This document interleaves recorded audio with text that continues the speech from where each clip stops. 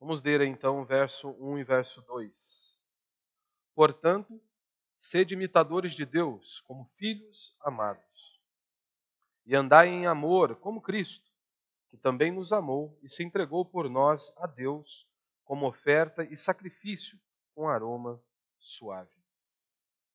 Semana passada eu preguei aqui no verso 1, portanto, sede imitadores de Deus, como filhos amados de Deus, amados, né? E hoje nós vamos para o verso 2, que diz o seguinte: e andai em amor, como Cristo, que também nos amou e se entregou por nós a Deus como oferta e sacrifício com aroma suave. A semana passada eu falei um pouco sobre o verso 1, e a minha introdução já foi justamente um ponto, que muitas vezes eu e você nós não nos atentamos às expressões que são usadas nas Escrituras, como por exemplo aqui, imitar a Deus. Porque é isso que Paulo está dizendo. Nós devemos ser imitadores de Cristo. Em outro momento, Paulo diz que ele é um imitador, que nós devemos ser imitadores. Devemos também trilhar esse mesmo caminho. Ou seja, muitas vezes nós não conseguimos perceber o quão fortes são essas expressões. Imitar a Deus. E aí eu falei acerca do contexto de toda a carta aqui de Paulo aos Efésios, onde do capítulo 1 até o capítulo 4, Paulo está tratando acerca da salvação cristã. Do capítulo 4, da metade do capítulo 4 em diante, Paulo está ali então falando sobre a moralidade cristã. E aí, dentro deste assunto da moralidade cristã, Paulo diz: sede imitadores de Deus. E aí eu disse que nós devemos imitar a Deus porque Deus é uma pessoa. Deus não é uma energia, como muitos crentes hoje acham, como os artistas da Globo acham. Alguns cristãos acham que Deus é uma espécie de energia ou algo do tipo assim. Não, Deus é uma pessoa. Paulo está dizendo em versículos anteriores que nós não devemos entristecer o Espírito de Deus. Nós não devemos entristecer o Espírito de Deus. Então, o Espírito de Deus também não é uma energia que nós podemos soprar sobre os outros, ou que nós sentimos um frio aqui na espinha, e isso então é evidência de que Deus está neste lugar, de que Ele está se manifestando sobre nós. Deus ele se revela a cada um de nós por meio das Sagradas Escrituras, e nós devemos buscar esta plenitude diariamente em nossas vidas, como Paulo vai dizer no capítulo 5 em diante: não vos embriagueis com vinho, no qual há dissolução, mas enchei-vos do Espírito. Então é uma ordem para nós sermos cheios do Espírito Santo. Então nós devemos buscar esta plenitude. E o interessante é que Paulo ele nos coloca ele nos apresenta e diz que nós devemos ser imitadores de Deus, porque nós somos filhos amados de Deus. Então nós não podemos nos esquecer, e constantemente eu prego aqui sobre pecado, sobre convicção de pecado, como por exemplo Davi disse: em pecado me concebeu minha mãe. Davi não estava dizendo que ele era fruto de um adultério, mas Davi estava mostrando o quanto que ele é falho e pecador, como todos nós que aqui estamos, do mais novo ao mais velho. Todos nós somos pecadores, é o que a Escritura diz. Pastor, mas eu não creio nisso. Pouco importa se você acha ou não que você é um pecador. Importa o que a Escritura diz que nós somos. E a Escritura diz que todos pecaram e destituídos estão da glória de Deus. Então nós precisamos de um Salvador, nós precisamos de um Messias, nós carecemos da presença de Deus, e é isso que nós vemos em toda a Escritura. Nós temos estudado aqui a carta de Paulo aos Romanos, nós vemos ali o quanto que nós somos podres, depravados, e o quanto que nós necessitamos de um Salvador. Diferentemente de muitas falsas religiões, ou de muitos líderes religiosos, nós não podemos nos salvar. Nós necessitamos de um Salvador, nós necessitamos de um Messias. O único meio pelo qual eu e você podemos ser salvos é pela obra de Cristo na cruz do Calvário. É unicamente a obra de Cristo Jesus na cruz do Calvário. E é claro que nós sermos salvos, nós iremos praticar as boas obras. Nós iremos ajudar o próximo. O problema é que muitas pessoas acham que a salvação, ela vai obter a salvação, vai conquistar a salvação porque ela doa uma cesta básica, porque ela contribui financeiramente. Não, aquele que foi salvo, ele irá fazer estas coisas. Mas ele sabe que a vida eterna não é porque ele doou cesta básica, porque ele ajudou o pobre ou porque ele contribuiu na igreja. Ele sabe que um dia ele estará com Cristo unicamente e exclusivamente por aquilo que Cristo fez na cruz do Calvário. E Paulo nos apresenta e diz: nós somos filhos amados de Deus. Então, constantemente eu prego sobre pecado, mas nós também não podemos nos esquecer que nós somos filhos amados de Deus, que Deus está no controle da nossa vida, no controle da nossa existência. Muitas vezes você entrou aqui em meio a inúmeros problemas, em meio a tantas dificuldades, que muitas vezes pode bater ao seu coração, assolando a sua alma. Será se Deus me ama? Será se Deus realmente está no controle da minha vida? Será se Deus está vendo toda a minha angústia e a minha aflição? Nós não podemos nos esquecer do que as Escrituras dizem. Jesus usou uma expressão ali para mostrar o quanto que ele tem cuidado de nós, nos mínimos detalhes. Ele diz, inclusive, que um fio de cabelo não cai da nossa cabeça sem que ele não esteja atento ao que está acontecendo. Então a minha vida e a sua vida está nas mãos do Senhor. E nós precisamos imitá-lo. Imitá-lo porque Jesus é misericordioso, Jesus foi compassivo, Jesus foi um homem perdoador. E inúmeras características que eu citei aqui sobre Cristo. E eu disse também que nós somos os filhos amados de Deus e precisamos nos lembrar disso na hora das dificuldades. Precisamos ficar com as Escrituras, que Deus diz que Ele tem cuidado de nós. Ele diz em Jeremias, eu é que sei os pensamentos que tenho sobre vós, pensamentos de paz e não de mal, para vos dar o fim que desejais. E aí então agora nós chegamos aqui ao verso 2, aonde Paulo vai dizer isso, E andai em amor como Cristo, que também nos amou e se entregou por nós a Deus como oferta e sacrifício com aroma suave. Eu quero começar da seguinte maneira: qual é o parâmetro para analisar a sua vida? Qual é o parâmetro que você usa para analisar a sua vida? Como você deve viver? Qual é o parâmetro que você usa e estabelece para você viver a sua vida diariamente? Qual é o padrão que você estabelece? Como saber se nós estamos no caminho certo ou não? Como saber se nós estamos trilhando um caminho correto ou não? Algumas pessoas elas se utilizam do seguinte parâmetro para saber se elas estão trilhando o caminho certo, se elas estão andando pelos lugares corretos, e elas trilham e seguem alguns parâmetros, como por exemplo, bastante usado: se eu estou feliz, eu estou no caminho certo. Se eu estou bem, eu estou no caminho certo. Se eu estou alegre, se eu estou contente, eu estou no caminho certo. Se eu estou me sentindo bem, é claro que eu estou no caminho certo. Só que Jesus já nos advertiu sobre este pensamento e sobre essas atitudes. Jesus, então, exortando o seu público, o seu povo, Jesus remete para Noé, os tempos de Noé. Noé está pregando a palavra de Deus. Noé está anunciando a palavra de Deus. E as pessoas simplesmente negligenciavam a voz daquele mensageiro. As pessoas não queriam ouvir a mensagem de Noé. E ele pregando e anunciando. E Jesus estava dizendo que nos dias de Noé, como as pessoas estavam vivendo? Como se elas fossem durar por toda a eternidade, mesmo sem Deus. Ou seja, eles comiam, eles casavam, se davam em casamento, eles estavam aproveitando a vida.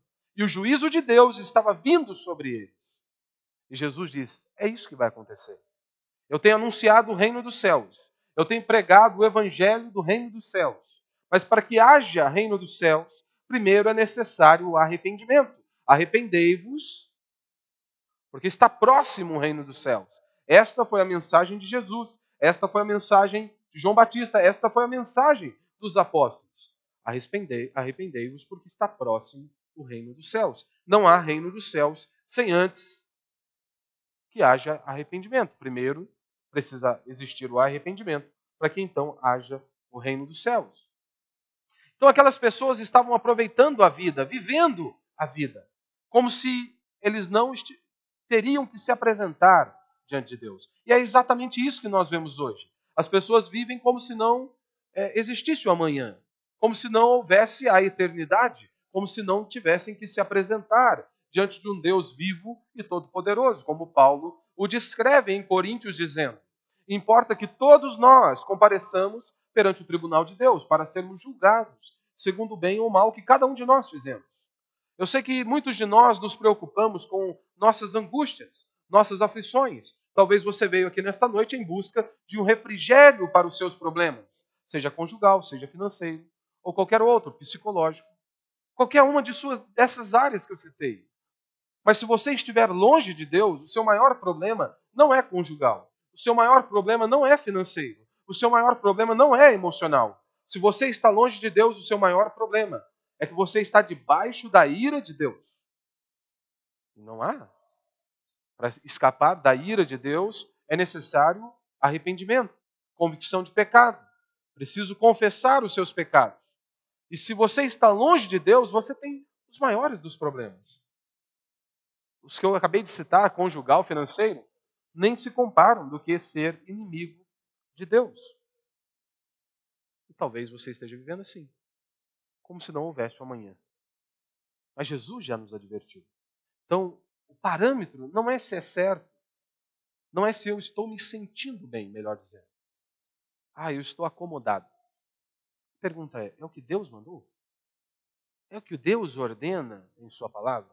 Essa deve ser a sua pergunta. Outros podem dizer o seguinte, o parâmetro que eles utilizam para saber se eles estão no caminho certo é o feedback que as pessoas dão acerca deles. Outros olham para eles e dizem, olha, esse cara é um cara de sucesso. Ele está prosperando na vida. Ele está avançando na vida. Obviamente, ele está no caminho certo. Prosperidade financeira, as coisas correndo tudo bem. É óbvio que ele está trilhando o caminho correto. Talvez você tenha este feedback de si mesmo. É óbvio que Deus está comigo, porque eu tenho prosperado financeiramente. É óbvio que Deus está comigo, porque eu tenho avançado. Eu tenho status perante a sociedade. Então é claro que eu tenho o aval de Deus e a bênção de Deus sobre mim. Só que a Escritura não diz que é bem assim. Jesus também já advertiu um homem que tinha um pensamento assim. Um homem estava ali produzindo e o seu comércio avançando, o seu negócio prosperando dia após dia.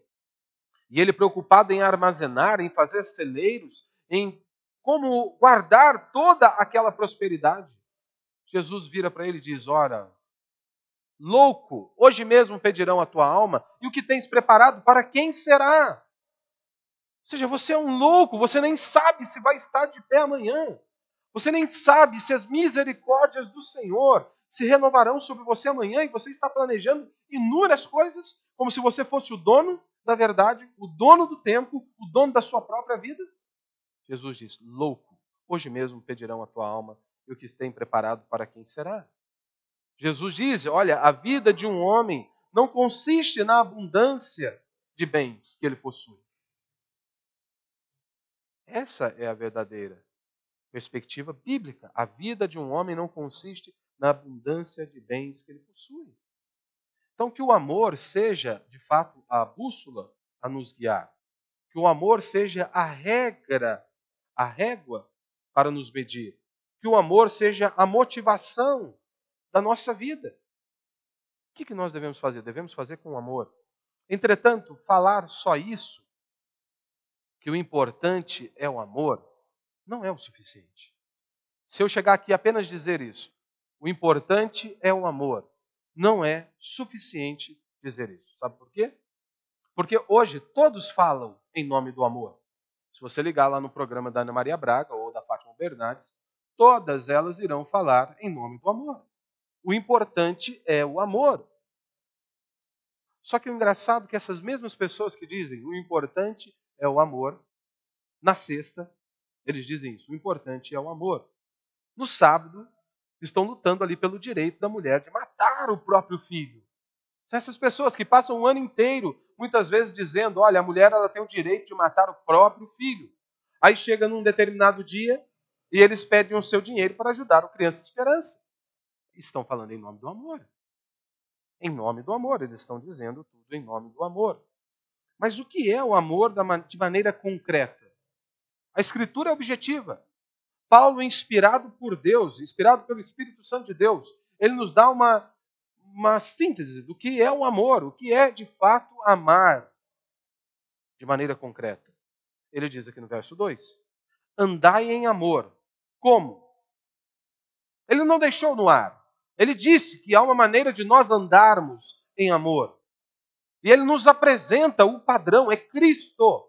Cristo é o padrão de como nós devemos andar em amor. Andai em amor, como Cristo. E aí eu te pergunto, como Cristo andou nessa terra? Como que Cristo amou, por exemplo, a sua igreja? Como que Cristo amou o seu povo? Cristo se entregou pela sua igreja. Cristo se entregou pelo seu povo. Cristo viveu uma vida de renúncia. Amor é isso. É se entregar a outro. Isso é amor. Então, primeiro ponto e apenas 2 pontos hoje. Primeiro, entrega a Deus. Não é isso que Paulo diz aqui no decorrer do versículo? E andai em amor como Cristo, que também nos amou e se entregou por nós a Deus, como oferta e sacrifício com aroma suave. Isaías 53 diz que agradou o Senhor moê-lo, a profecia acerca do Messias, acerca de Cristo Jesus. Aonde nós vemos lá inúmeros relatos, ele levou sobre si os nossos pecados, o castigo que nos traz a paz está sobre ele. E dentre eles nós temos esta observação. Todavia agradou o Senhor moê-lo. Ou seja, em primeiro lugar, a cruz foi para satisfazer a vontade de Deus, a justiça de Deus. Nós não podemos nos esquecer disso. Desde o Éden, Deus já havia dado uma ordem. Você se lembra? A Adão e Eva, se vocês pecarem, vocês vão morrer. Aquele casal não morreu fisicamente naquele dia, mas houve uma morte espiritual. E Deus já havia dito, se vocês pecarem, vocês vão morrer. Então haveria uma consequência. E aquele pecado precisava ser pago. E toda a humanidade foi contaminada pelo pecado. E então, alguém precisava morrer. E somente Cristo Jesus podia morrer em nosso lugar. Porque Ele era o único perfeito. Ele foi o único que cumpriu toda a exigência de Deus Pai. Foi Ele que satisfez toda a vontade de Deus. Somente Ele não teve pecado. Somente Ele foi perfeito e cumpriu toda a exigência estabelecida por Deus. Como Paulo nos apresenta em Romanos. No Evangelho nós vemos a justiça de Deus. Por quê? Ao esmagar o próprio Filho, aonde a sua ira foi descarregada sobre ele, Deus estava cumprindo com a sua palavra. Eu não acredito na ira de Deus, é mesmo? Você lê a Bíblia? Porque só no Antigo Testamento nós temos mais de 600 expressões tratando da ira de Deus. O problema hoje é que os pastores não pregam sobre a ira de Deus. Por que é tão importante falarmos da ira de Deus? Porque, ora, para que haja temor diante dos nossos olhos. Se você não conhece o Deus das Escrituras, não haverá temor diante dos seus olhos. Se nós não conhecemos o Deus das Sagradas Escrituras, não haverá temor diante dos nossos olhos. Um Deus apresentado hoje em muitos lugares não é o Deus das Sagradas Escrituras. E se o seu Deus não é o Deus das Sagradas Escrituras, esqueça. Você fabricou um ídolo em sua mente.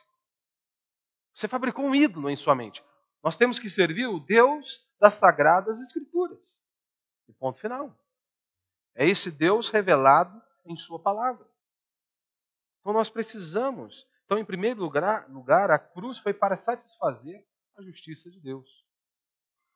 Toda a vida de Jesus é norteada pelo princípio de viver para o Pai. Se você analisa e conhece um pouco as Escrituras, você pode perceber isso. Que toda a vida de Jesus Cristo é norteada pelo princípio de viver para o Pai. De fazer a vontade do Pai, de obedecer ao Pai, de servir ao Pai. Temos algumas expressões, a começar pelo Pai Nosso. Jesus nos ensinando a orar e ele diz, Pai Nosso, seja feita a tua vontade. Não a nossa, não a minha vontade, mas faz a tua vontade. Cumpre a tua vontade. O cristão genuíno, ele não ora para mudar a vontade de Deus. Ele ora para que a vontade de Deus se cumpra sobre a sua vida. Sabe por quê? A vontade de Deus ela não é boa, perfeita e agradável? Você acha mesmo que você sabe o que é melhor para você do que o próprio Deus? Você acha mesmo que você sabe pedir melhor do que o próprio Deus? Então nós ficamos, a palavra dele é boa, a vontade dele é boa, perfeita e agradável. Em outra ocasião, Jesus disse: a minha comida é fazer a vontade do meu Pai. Jesus está no Getsêmane, Jesus ora por 3 vezes. E ele diz: Pai, se for possível, passa de mim este cálice.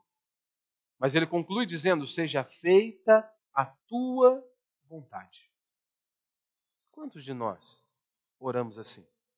Senhor, seja feita a tua vontade. Você consegue orar assim? Você ora desta maneira? E se a resposta for a mesma que Deus deu a Jesus? Você vai carregar essa cruz. Você está disposto a ouvir? Ou você quer que Deus apenas mude totalmente a sua circunstância? Que Ele faça exatamente da maneira que você quer? Ou você está disposto a descansar em Deus, a confiar em Deus e a crer que a vontade dele é boa, perfeita e agradável? Meu irmão, o peixe ele foi feito para nadar, a águia para voar, e você e eu fomos feitos para fazer a vontade de Deus. Nós fomos feitos para fazer a vontade de Deus. Se um peixe ele morre fora d'água, você e eu, nós morremos longe do propósito de Deus.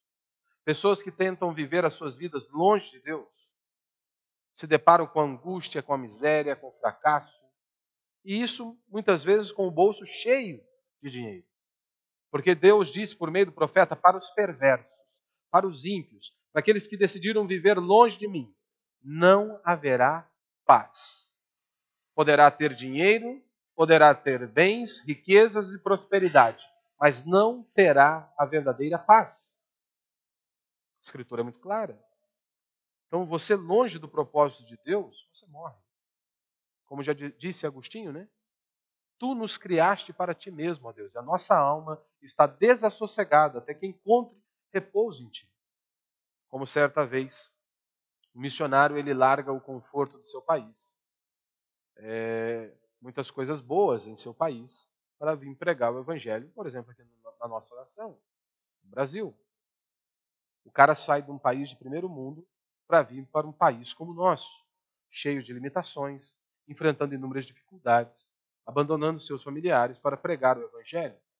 Então outro homem o indaga e pergunta: mas você é louco de largar a sua nação, de largar os seus familiares para ir para um país desse nível? E aí então o missionário conclui e responde para aquele homem dizendo: o melhor lugar para se estar é o centro da vontade de Deus. O melhor lugar para se estar é o centro da vontade de Deus. O ambicioso, ele pergunta: dá dinheiro? O ambicioso, ele pergunta isso. A maior preocupação dele, seja em escolher uma carreira, em fazer um negócio, a maior preocupação dele é: vai dar dinheiro? Vai me dar segurança? Essa é a preocupação do ambicioso. Talvez um religioso, ele vai dizer: é gostoso? Será que vai ser bom? Mas um cristão genuíno, ele vai dizer: é a vontade de Deus? Essa é a pergunta de um cristão. Ele não está preocupado se vai dar dinheiro, se vai ter segurança, se vai ser gostoso. Mas a preocupação dele é a vontade de Deus. Deus me comissionou para isso. Esta foi a missão que Deus me deu. Foi isso que Deus me chamou para fazer? Essa é a pergunta que ele faz. Paulo, ele se sentia um vencedor. E de fato ele era um vencedor. E quando eu digo que Paulo era um vencedor, não é da maneira que nós olhamos hoje, como os líderes religiosos olham hoje, ou como os cristãos estabeleceram um padrão hoje. Porque ser um vitorioso hoje é bolso cheio, inúmeras propriedades. Isso é ser vitorioso. Paulo, aos olhos desses homens, era um fracasso. Cristo, aos olhos desses homens, foi um fracasso. Porque, convenhamos, Paulo termina os seus dias com os seus livros e sua capa. Paulo termina os seus dias mesmo sem dinheiro e com poucos prazeres desta vida. Mas se terminou a sua vida como um vitorioso. Esse foi Paulo. A preocupação e a motivação dele não era agradar as pessoas, não era fazer o que era gostoso ou prazeroso, mas era fazer a vontade de Deus. Era cumprir a vontade de Deus. Então, meu irmão, a ideia de perseguir a vontade de Deus confere significado às nossas vidas. Todos os dias você se levantar pela manhã e dizer: foi isso que Deus me comissionou para fazer. Eu estou fazendo a vontade de Deus? Será se eu estou fazendo o que Deus mandou que eu faça? Será se eu estou fazendo aquilo para qual eu fui projetado por Deus para fazer? Se você vive assim, isso traz sentido, propósito, significado à sua vida. Eu estou perguntando constantemente: eu estou fazendo o que Deus quer que eu faça? Porque o ímpio, ele ora pela manhã, ou qualquer momento do dia, que dá um lapso nele ali, ele precisa de algo, ele vai dizer assim: Senhor, faz a minha vontade, me abençoa, realiza o meu sonho. O cristão não, ele diz. Ele se prostra diante de Deus e diz: Senhor, faz a tua vontade. Eu sou o teu servo. Cumpre em mim a tua vontade. Eu estou aqui para ser um servo, ó Pai, nas tuas mãos. Eu faço parte do exército do Senhor. E eu estou aqui para a batalha. Eu estou aqui para cumprir aquilo que o Senhor me designou. 2 Coríntios 5:15, Paulo diz: E ele morreu por todos, para os que vivem, não vivam mais para si mesmos, mas para aquele que por eles morreu e ressuscitou. Vou ler novamente para você. E ele morreu por todos, para os que vivem, não vivam mais para si mesmos, mas para aquele que por eles morreu e ressuscitou. Talvez você esteja se perguntando: é justo Deus exigir isso? Que eu viva uma vida totalmente para Ele? É justo que eu viva uma vida totalmente voltada para Cristo? Sim, claro que é. Ele morreu por você. Ele foi esmagado na cruz por você. A ira de Deus Pai foi descarregada sobre ele por conta de nós, pecadores. E você ainda quer fazer essa pergunta? É justo que eu viva uma vida totalmente voltada para Cristo? Que eu abra mão de muitas coisas para fazer a vontade de Deus? É claro que é. É claro que é lícito. Pois afinal de contas ele morreu por você e viveu totalmente por você. E é desta maneira que eu e você também devemos viver. É por isso que nós temos que nos submeter às Sagradas Escrituras. Você não pode viver a sua vida do jeito que você bem entende, do jeito que você quer, do jeito que a sociedade já colocou um padrão, já estabeleceu um padrão. Eu e você fomos chamados para sermos conduzidos pelas Escrituras. Então a nossa vida tem que ser conduzida pela palavra de Deus. Todas as suas ações, todas as suas atitudes devem estar embasadas nas Sagradas Escrituras. Não na novelinha da tarde, não na conversinha dos amigos, mas na palavra de Deus. É por ela. É por ela. A sua vida tem que estar conduzida pelas Sagradas Escrituras. Meu irmão, Moisés não queria. Gideão não queria, mas foi. Por que eu estou dizendo isso? Não se engane, não se engane. Nem se iluda. Se inúmeros servos de Deus do passado e inúmeros servos de Deus ao longo da história da igreja tiveram muitas brigas na hora de realizar a vontade de Deus, você acha mesmo que você tem um coração melhor que o deles?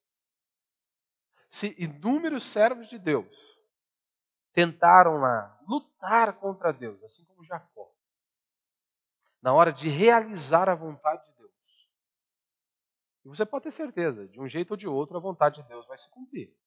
Louvado seja Deus por isso. Ah, eu faço o que me deram na telha mesmo? Tenta a sorte, paga para ver. Jonas tentou. Não, você vai, nem se for vomitado, mas você vai. Jonas talvez poderia ter aproveitado a viagem, uma viagem tranquila. mas ele decidiu ser o próprio Deus. Como muitos de nós, talvez você quer fazer a sua própria sorte. Talvez você se ache um Deus. Eu mando em mim mesmo. Eu sei o que eu devo fazer ou não. Eu não preciso de Deus. Eu não preciso das Escrituras. Eu vou conduzir a minha própria vida.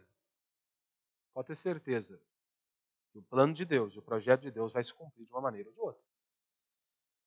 O que irá acontecer é que nesse trajeto, se você quiser espernear e lutar um pouco, você vai sofrer, você vai ser torcido, como Jonas. Nem que foi vomitado, mas foi. Então isso traz paz, que a vontade dele vai se cumprir, de uma maneira ou de outra. Mas não se engane, meu irmão, se servos de Deus lutaram para fazer a vontade de Deus, você acha mesmo que você e eu, nós temos um coração melhor do que esses homens? Não. Então, constantemente, nós estaremos nesta luta, muitas vezes, relutando para fazer aquilo que Deus ordenou. Por isso, muitas vezes, sofremos. Por isso que, muitas vezes, enfrentamos inúmeras dificuldades. A Escritura é muito clara, eles foram enviados. Não foram eles mesmos que se enviaram. Eles foram enviados. Apenas simplesmente se submeteram. Em um dado momento, se renderam. Por exemplo, em Israel, ninguém escolhia ser sacerdote. Nasceu na tribo de Levi e acabou. É o primogênito, você vai ser sacerdote. Ele só era comunicado. Não perguntavam para ele, você quer ser sacerdote? Não. Você vai ser sacerdote, ponto final. O grande problema é que nós nos achamos Deus. Nós achamos que nós fazemos o nosso destino e a nossa sorte. Então a vontade de Deus ela vai ser feita de um jeito ou de outro. E louvado seja Deus por isso. E é por isso que nós oramos, Senhor, faz a tua vontade. Porque a vontade de Deus ela é boa, perfeita e agradável. Meu irmão, Jesus viveu todos os seus dias nesta terra para Deus. Da mesma maneira, eu e você também devemos viver toda a nossa vida para Deus. Toda a nossa existência para fazermos a vontade de Deus. Vida cristã é renúncia. E renúncia é algo que nós temos que fazer todos os dias. Todos os dias. São escolhas. Segundo e último princípio para a gente encerrar é a entrega ao próximo, porque é isso que Paulo diz, não é? Andai em amor como Cristo, que também nos amou e se entregou por nós, a Deus como oferta e sacrifício com aroma suave. Jesus entregou ao Pai. Qual era a maior manifestação de entrega ao Pai? Se entregar ao próximo. Se entregou por nós. Se entregou por nós. Nós fomos chamados para obedecermos à lei de Deus.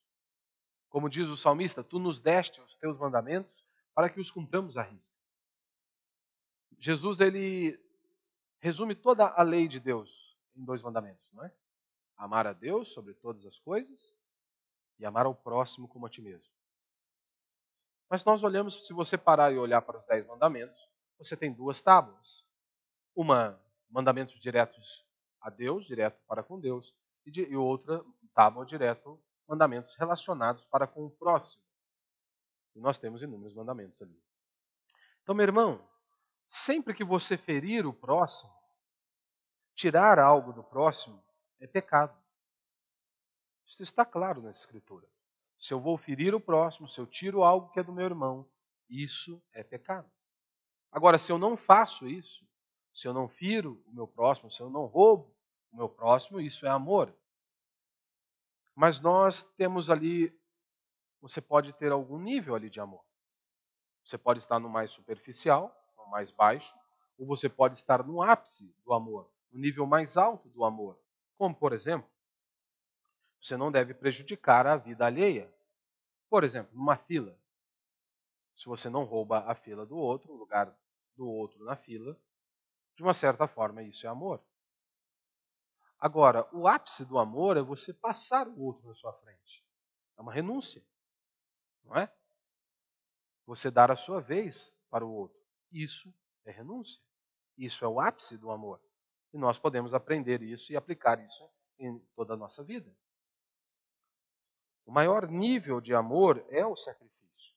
Como Paulo nos diz em 1 Coríntios 13, O amor tudo sofre, o amor tudo suporta, o amor não busca os seus próprios interesses. Ou seja, o ápice do amor é isso, renúncia, abrir mão da nossa própria vontade em prol do outro.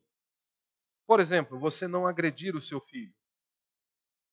Em certo ponto, isso é amor. Mas você abrir mão de algo em prol de seu filho, isso é um nível maior de amor. Isso é o ápice. Porque se você é pai, você sabe.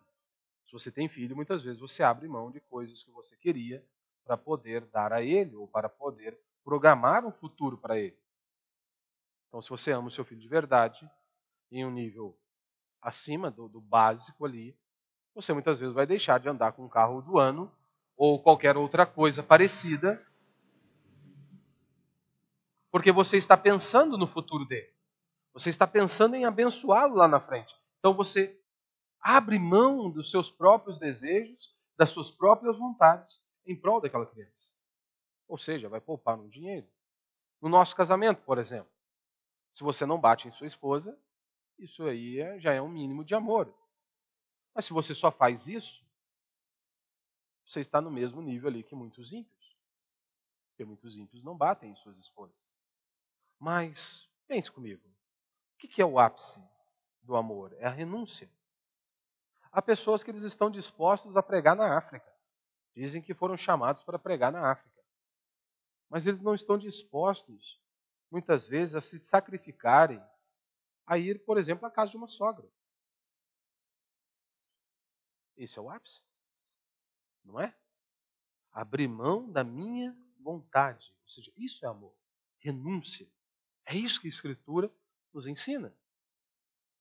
Se amor é procurar a alegria do outro, então procurar a própria alegria não é amor. Como, por exemplo, no casamento, por que há muitas brigas? Por que há muitas discussões? Porque ninguém está errado. Os dois estão querendo fazer a própria vontade. Ninguém está disposto a ceder e a fazer a vontade do outro. Ninguém está disposto a renunciar à própria vontade. Por isso há inúmeras brigas. Por isso há inúmeras discussões. Porque os dois querem que a vontade deles impere dentro daquele lar. E é claro que acabará em briga. Por exemplo, pessoas viciadas, tipo em droga. É um vício. E a pessoa ela não destrói a si mesma apenas. Ela destrói aqueles outros que estão ao lado dela, ao redor. Pessoas que as amam. É desta maneira.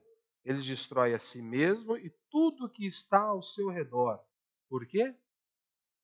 Por amor próprio. E ele quer se afundar ele quer sentir o prazer. Ele quer estar ali. Não importa se os outros estão sofrendo. Mas eu decido isso, eu quero isso para a minha vida. Não importa se isso trará sofrimento, dor e angústia às pessoas que estão ao meu lado.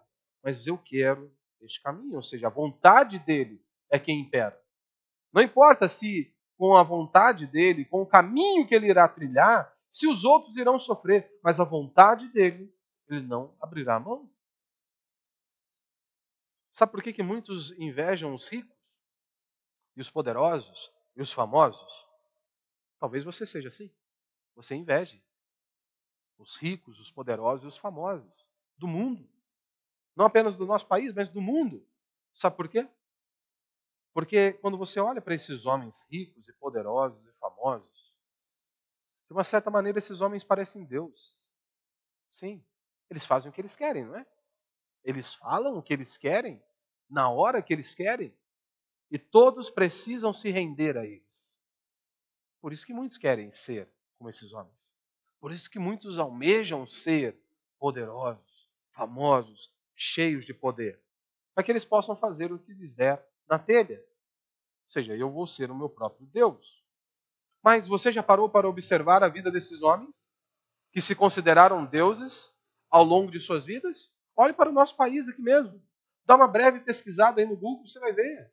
Homens que foram poderosos no passado, pessoas conhecidas em nossa nação, terminam seus dias aí sozinhos, cheios de problemas psicológicos, cheios de angústia, cheios de aflições.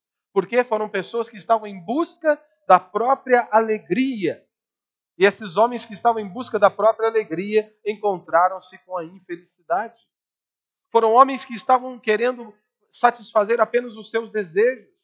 Não estavam dispostos a viver para o outro, a abrirem mão das suas próprias vontades. E terminaram seus dias sozinhos. Muitos nem têm o apoio nem da própria família. Muitos não têm nem aonde dormir, porque trilharam este caminho. E acabaram terminando solitários, cheios de problemas. Meu irmão, nada demonstra mais a nossa fragilidade, a fragilidade humana, do que este mandamento que está aqui nas Sagradas Escrituras. Há pessoas que podem passar a vida inteira sem tomar o que é do outro. Talvez você seja essa pessoa. Você passou toda a sua vida sem nunca tomar o que é do outro, sem nunca pegar nada que é do outro. Mas quantos podem viver dando aquilo que é deles, abrindo mão da vontade para servir o outro? Será se você consegue fazer isso? Talvez pegar, você nunca pegou, mas você consegue abrir mão da sua vontade? Você consegue renunciar à sua vontade em prol do outro? Para isso, meu irmão, a Escritura nos ensina que nós devemos carregar os fardos uns dos outros. Nós dependemos uns dos outros. Nós precisamos uns dos outros. Paulo vai dizer que o irmão era para ele como um lenitivo, um calmante. Não existe essa ideia. Eu não preciso de ninguém. Eu não preciso de ninguém. Esses dias ouvi uma história de um jovem, aos olhos dessa sociedade, bem próspero, novo, carro importado e tudo mais. E ele disse o seguinte: eu não preciso de ninguém. Eu não preciso de ninguém, não preciso de parente, não preciso de nada. Só eu. Eu somente. Tenho dinheiro, tenho casa, tenho apartamento, tenho um bom carro, tenho bastante dinheiro. E aí saiu para curtir a vida, curtir a balada. No mesmo dia que ele falou isso, à noite, saiu para curtir a balada. Só não morreu porque Deus o poupou. O carro deu perca total. No outro dia, após o acidente, é óbvio, a ficha dele caiu. É Deus mostrando para mim. Eu preciso, sim. Primeiro de Deus e das pessoas, porque dependendo agora das pessoas para cuidar dele. Então, meu irmão, a vida é assim. Nós precisamos uns dos outros. E a Escritura diz que nós devemos carregar o fardo uns dos outros. Ou seja, mas para isso ser uma realidade em nós precisamos de uma intervenção divina, diária, nas nossas vidas. Por isso, busque seus objetivos. Pode buscar, mas baseado neste princípio. Busque os seus objetivos baseado neste princípio. Viver para Deus e se entregar ao próximo. Se entregar a Deus, viver para a glória de Deus e em prol, em amor